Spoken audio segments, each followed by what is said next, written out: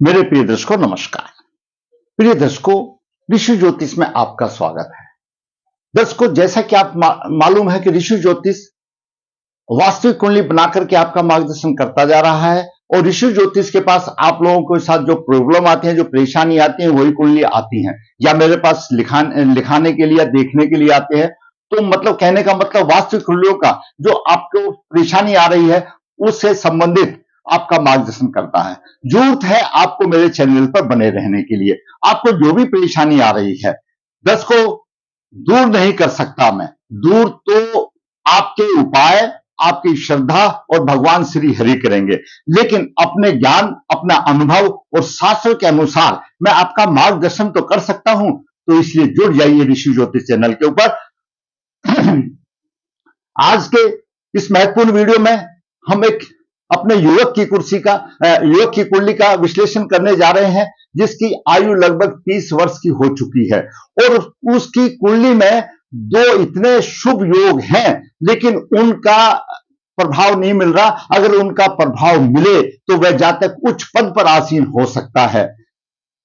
प्रभाव में ग्रहों की शुभ स्थिति हमेशा प्रभाव देती है। मैं हमेशा बताता हूं भी कोई भी योग है तो वो शुभ स्थिति में हो और उसके साथ साथ अनुकूल दशा भी आ जाए तो ही जातक को पूर्ण प्रभाव मिलता है। कौन से योग है वो दो मैं आपको बताता हूं। ये दर्शकों, ये कुंडली के 12 भाव हैं। मैं हमेशा बताता हूं ये लगन है लग्नेश है और लगन लग्नेश स्वयं जातक है, स्वयं जातक का प्रतिनिधि है। द्वितीय भाव धन का भाव, तृतीय पराक्रम, चतुर्थ भाव सुख का भाव, पंचम भाव शिक्षा, संतान, रोग, शत्रु, सप्तम भाव जीवन साथी का, अष्टम भाव आयु और नवम भाव भाग्य भाव और दसम भाव उच्च केंद्र है। व्यवसाय में प्रतिष्ठा सम्मान का देने वाला दसम भाव है। एकादश भाव आमदनी का भाव है, सोसाइटी का भाव है, इच्छा पूर्ति का भाव है। द्वादश भाव विदेश का भाव है, खर्च का भाव है, दंड का भाव है।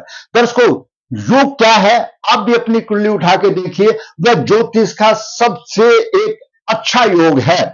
लगन का स्वामी, यानी क्योंकि लगन स्वयं आप हो, लगन लगने स्वयं आप हो। लगन का स्वामी दसम भाव में हो और दसम भाव कर्म का भाव है, सम्मान का भाव है। जब लगन का स्वामी दसम भाव में आ जाता है तो उसके कर्म और सम्मान में वो परिश्रम करने लगता है, उसको उच्च पद उच्च सम्मान मिलने की बात है। और दूसरी तरफ दसम भाव का स्वामी लगन में हो, यानी दशमेश और लग्नेश का आपस में राशि परिवर्तन योग हो। लग्नेश दसम भाव में और दसम भाव का स्वामी लगन में हो। इससे अच्छा और ज्योतिष में उच्च पद प्रतिष्ठा का कोई योग नहीं। योग तो बहुत है, लेकिन अपने आप में यह भी अनुभूत है। कोई भी किसी की लगन का कुंडली हो, किसी भी लगन की कुंडली हो, वह जातक उस सम्मान प्राप्त करेगा, लेकिन वो शुभ स्थिति में होंगे तब। दूसरा है, हम हमेशा देखते आए, हम भी बताते हैं कि सूर्य शुभ उभयचरी योग में हो। उभयचरी योग क्या होता है? मान लिया सूर्य यहां है या यहां है, सूर्य के दोनों तरफ, दोनों भाव में अगर यहां पर सूर्य है तो यहां पर भी और यहां पर भी, दोनों तरफ शुभ ग्रह हो तो शुभ उभयचरी होता है। पाप ग्रह है तो पाप उभयचरी। तो शुभ उभयचरी जो योग होता है वह जातक को विद्वान और तेजस्वी बनाता है, उसमें कोई बात ही नहीं है। मतलब सभी प्रकार के सुख उसको मिल जाते हैं। वो भी एक अच्छा योग है, उभयचरी योग, वो भी एक बहुत ही अच्छा योग आ जाता है। राजा तुल्य बना देता है, धनी बना देता है, ऐश्वर्यशाली, बलवान और सुशील, दयावान बना देता है उभयचरी योग होने सुबह। और लग्नेश दसम भाव में हो, दसमेश लगन में हो, राशि परिवर्तन योग हो, उच्च कोटि का राजयोग होगा, लेकिन प्रभाव नहीं मिल रहा है।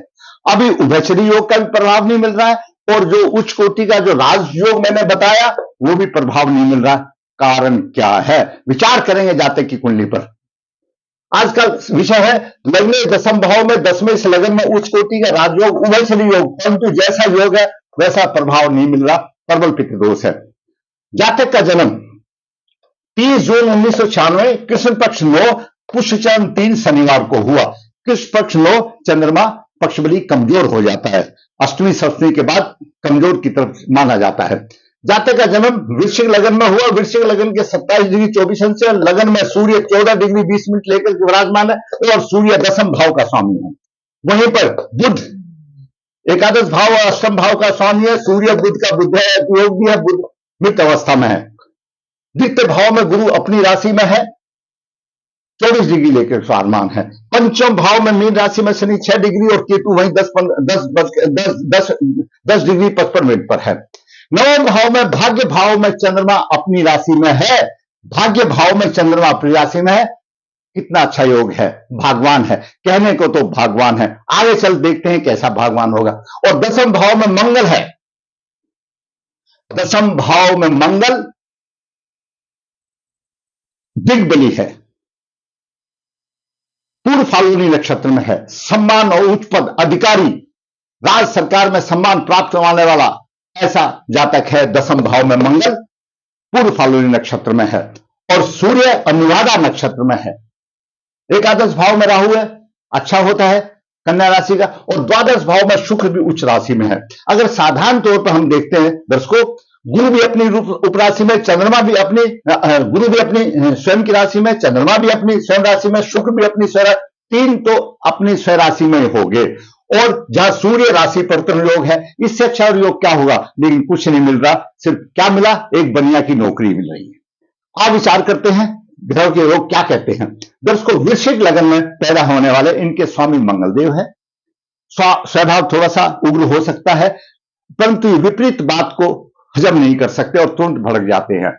जान पहचान का दायरा इनका थोड़ा सा लंबा हो सकता है। लग्नेश दसम भाव में हो, आपका कोई भी लगन हो, कोई भी लगन का स्वामी या दसम भाव में होता है तो वह माता पिता का परम भक्त होता है, समाज में प्रतिष्ठा मिलती है, अच्छा बुरा विचार करने वाला होता है, भगवान होता है, आनंद में जीवन व्यतीत करता है, सभी भोगों को भोगता है। मंगल पूर्व फाल्गुनी नक्षत्र में है।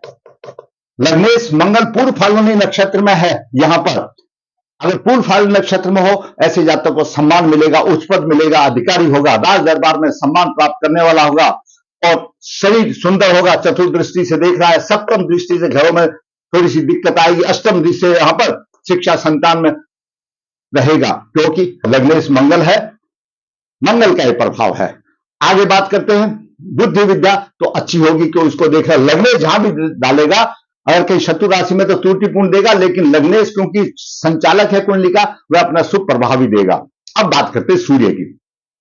सूर्य दसम भाव का स्वामी और लगन में है, दसवें से लगन में है। साधारण तौर पर जब लग्नेश दसम भाव में हो, लग्नेश दसम भाव में हो और दसमेश लगन में हो तो, और शुभ स्थिति में हो तो इससे बढ़कर कोई अच्छा राजयोग नहीं, कि दोनों केंद्र है और है।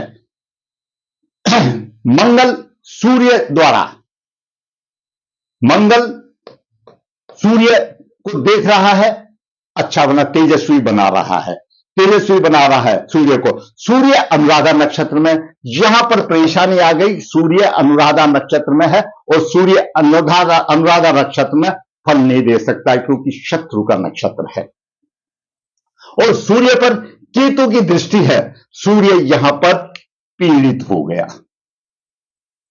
सूर्य पीड़ित हो गया, लगन पीड़ित हो गया। और अष्टमेश भी बुध, क्योंकि मंगल का शत्रु है, यहां पर भी कुछ ना कुछ थोड़ा बहुत नकारात्मक प्रभाव देगा। वो एक बात अलग है, सूर्य बुध का योग है तो बुद्धादित योग है, बुद्धिमान होगा, वो एक चीज अलग है।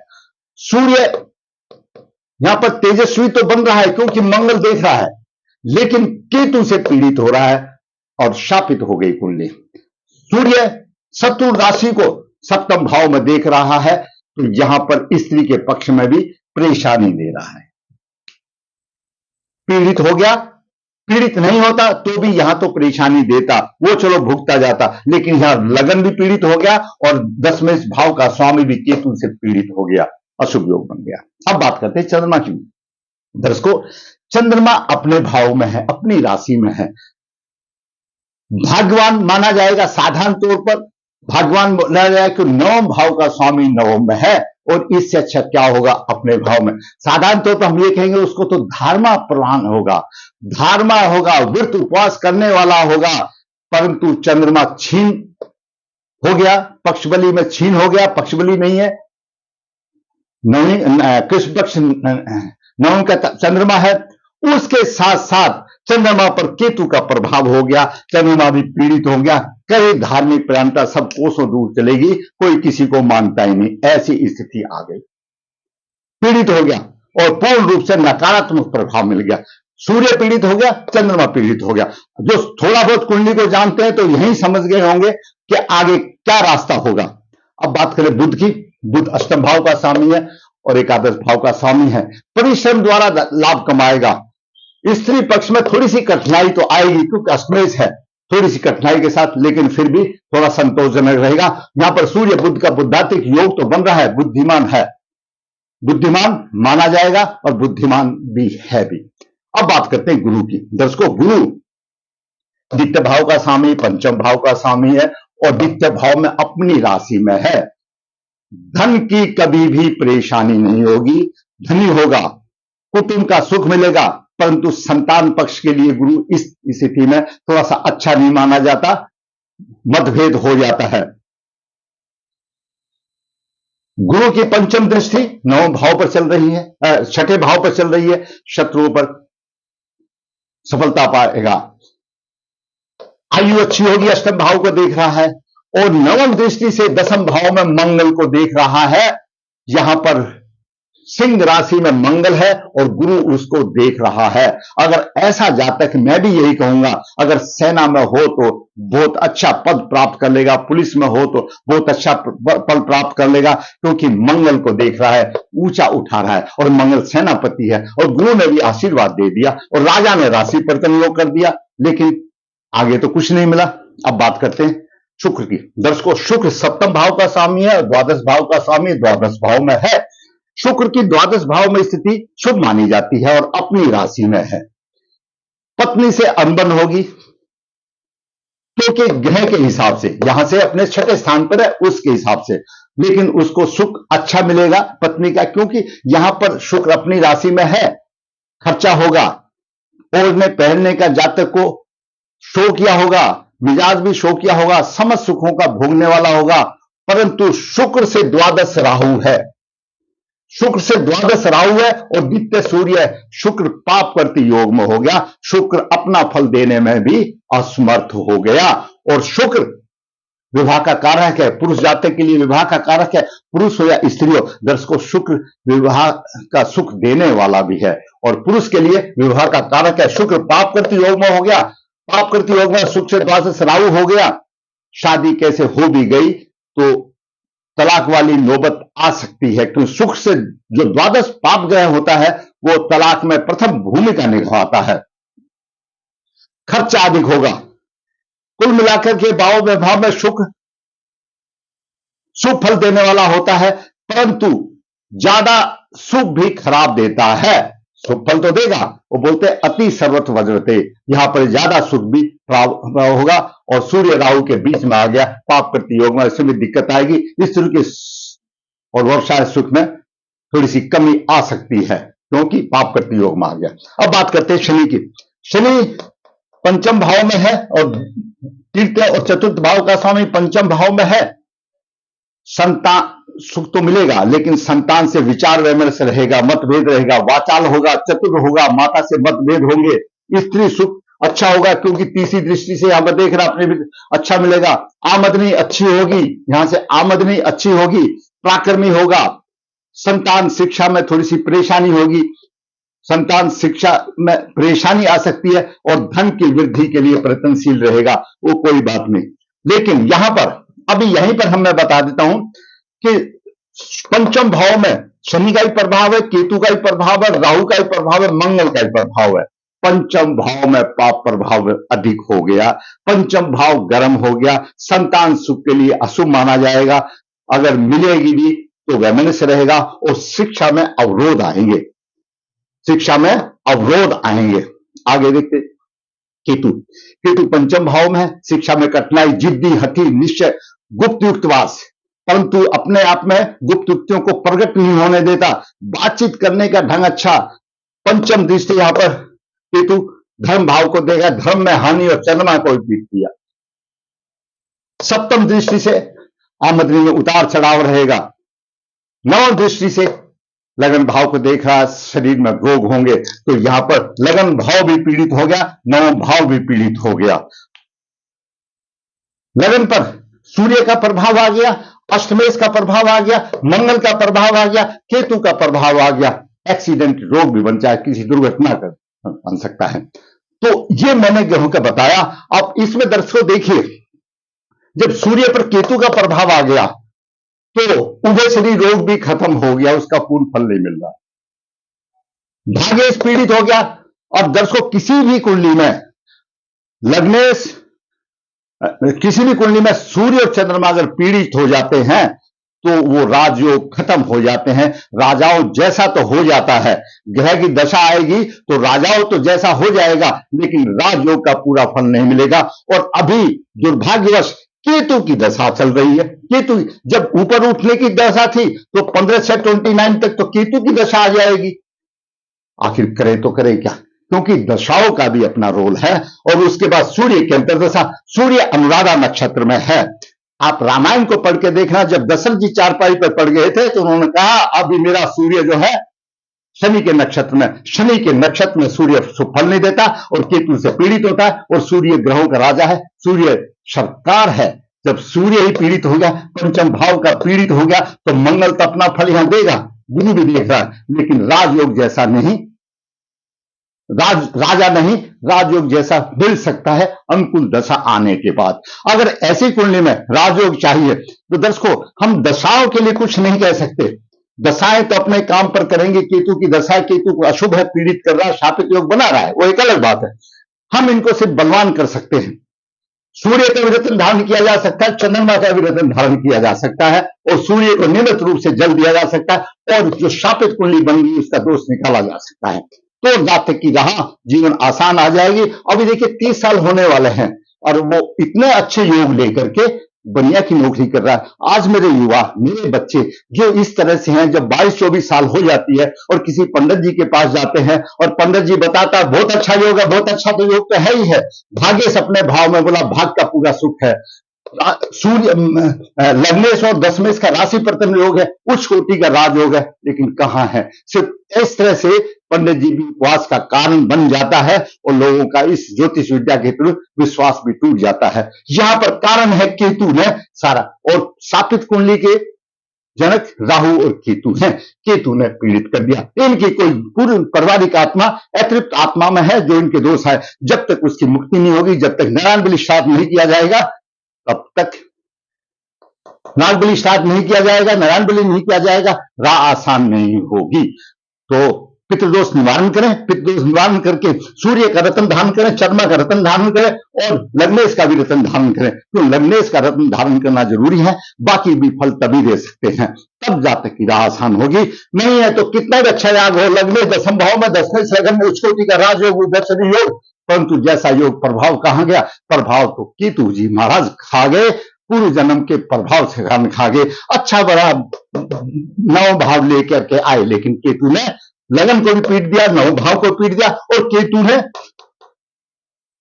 धर्म भाव, ये धर्म कौन है, तीनों लगन भी पिट गया, पंचम भाव भी पिट गया, और लगन भी पिट गया, पंचम भाव भी पिट गया और नव भाव भी पिट गया, तो बचा क्या। दर्शकों मैंने होनहार पुरस्कार, आपकी कुंडली में भी ऐसा हो सकता है और आप ऐसा सोच रहे हो कि ऐसा होगा, नहीं, गहन अध्ययन कराइए, 1 से नहीं 2 से कराइए, 3 से कराइए, अपना अपना देखने का नजरिया अलग है। अगर ठीक से देखा होता तो ठीक है, केतु की दशा तो है लेकिन अंतर्दशाएं के बीच में आती हैं, लेकिन कुछ नहीं मिला सिवाय बनिया की नौकरी के अलावा ही आज बैठा हुआ है और उम्र 30 साल होने वाली है। तो आप देखिए प्रभाव ग्रहों का किस तरह से होता है। ग्रहों की शुभ स्थिति होनी चाहिए, अनुकूल दशा भी होना चाहिए, तो जातक शीर्ष पद पर जाने के लिए तैयार हो जाता है। मैंने होनहार पुरुष का कुंडली का आपके सामने विश्लेषण किया, शापित कुंडली है। अगर आपको मेरा वीडियो अच्छा लगा है तो आप लाइक करें, शेयर करें, जिसने मेरा चैनल सब्सक्राइब नहीं है सब्सक्राइब करें, ताकि मेरा बनोर भी ऊंचा हो और इसी प्रकार वास्तविक कुंडली बना करके आपका मार्गदर्शन करता रहूं। जैसे हम हमेशा बताता हूं, विश्व ज्योति नर्मदा जी के तट के नजदीक है नवग्रह, यहाँ पर काल सर्प दोष पितृदोष की पूजा की जाती है। जो इच्छुक संपर्क कर सकता है। विश्व ज्योति हाथ से पत्रिका लिखता है, जो इच्छुक लिखा सकता है। विश्व ज्योति कन्या भावक के लिए गुण मिलान बिना किसी शुल्क के आसान करने के लिए बेहतर जरूरत है ऋषि ज्योतिष से पढ़ने के लिए। ऋषि ज्योतिष आपकी प्रॉब्लमों का वीडियो बनाकर आपका मार्गदर्शन करता है। जरूरत है ऋषि ज्योतिष के चैनल बने रहने की। मेरा चैनल सब्सक्राइब करें क्योंकि नया है, और आप अगर सब्सक्राइब करते हैं तो मेरा मनोबल ऊंचा होता है और मैं खुशी खुशी वास्तविक कुंडलियां बना करके आपका मार्गदर्शन करता रहूं। धन्यवाद।